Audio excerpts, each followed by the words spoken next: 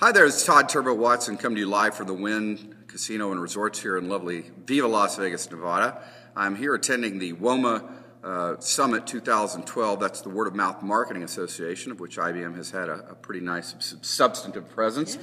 And I'm sitting here with my esteemed colleague from IBM Global Business Services, Carolyn Heller Baird, who actually shared the results of the IBM Chief Marketing Officer study at the event earlier today. So, and yesterday I spoke about organizing for social business and relating some of the details behind IBM's own social business evolution. So I wanted to chat, Carolyn, about if you could just give the people who may not be familiar with the Chief Marketing Officer study kind of the key takeaways, and then we can talk about some of the implications of that. Sure. Well, it's probably one of the largest studies ever done of CMOs anywhere.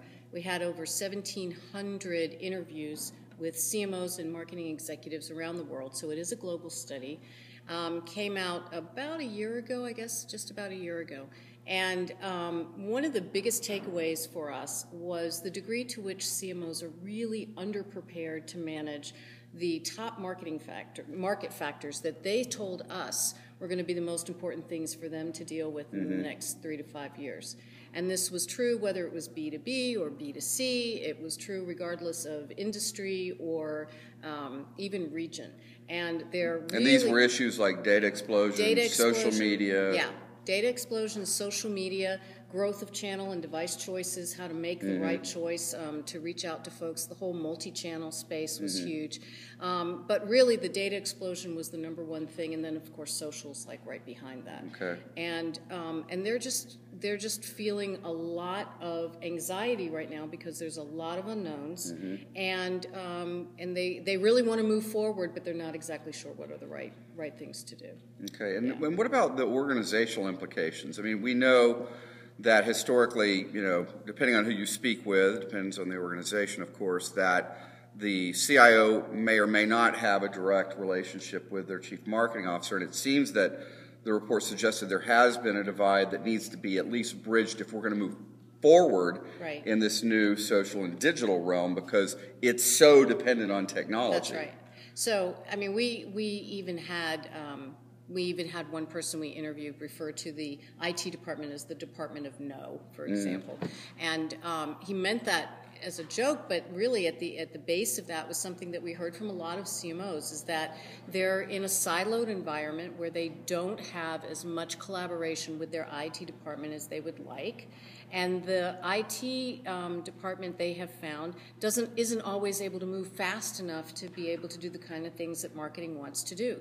So in many cases, now the CMOs are having to make decisions around technology in areas where they really aren't experts. And so the need for them to collaborate more with their CIO is really strong. And in fact, it was one of the biggest questions we had coming out of the study, is what's going to happen to the marketing organization and the IT organization, and how can they work better together? So, for example, the folks who are able to do it really well, it's when the CIO and the CMO together make a decision that they're going to collaborate and they're going to embed their teams so that they can work on projects together, that their priorities are the same, and that their timelines are aligned, and that they have people with the diverse skill sets necessary to go and do things like social and building out the mobile apps and things like that. If marketing has really been moving, like in social, for example, marketing's been moving very quickly in the social space. And it's, in many cases, they haven't involved IT because they haven't really needed to. They've gone out and they've used vendors, for example.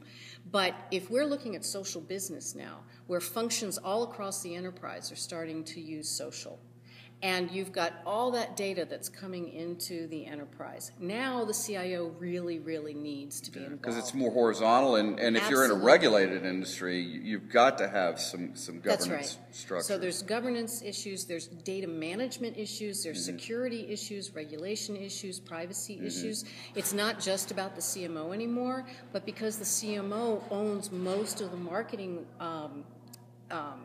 marketing owns most of the social initiatives in most organizations. They've kind of are out in front a little bit. but definitely the need for more collaboration and maybe even things like, I don't know, like marketing technologists or people who live with one foot in one organization, one foot in the other, and can really help be the liaison between those two groups. So there's all kinds of models, and every company that gets involved in this will find the right one for them, but that's definitely an area CMOs need to be looking at more. So you've been here at WAMA the last couple of days. I'm curious in terms of the social media opportunities, which a lot of people here are talking about, especially some of the tools and technologies. I don't think we've heard as much about the policy, the governance, the organizational issues, the cultural issues. If you were going to give, customers or clients out there listening, like a 1, 2, 3 to help get started on this journey, what advice would you provide them? Well, first of all, I think that the CMOs absolutely understand how valuable social can be. And we heard that in some of the sessions here also, was that, the C-suite gets it. So the days of, folks having to convince the CMO that social is really important, those really are past us. I think that they have crossed that threshold. What they don't quite know yet, though, is what are the right mix of skills. Do they even have the right skills? Do they have to hire people? Do they have to partner to get it? How's that going to work?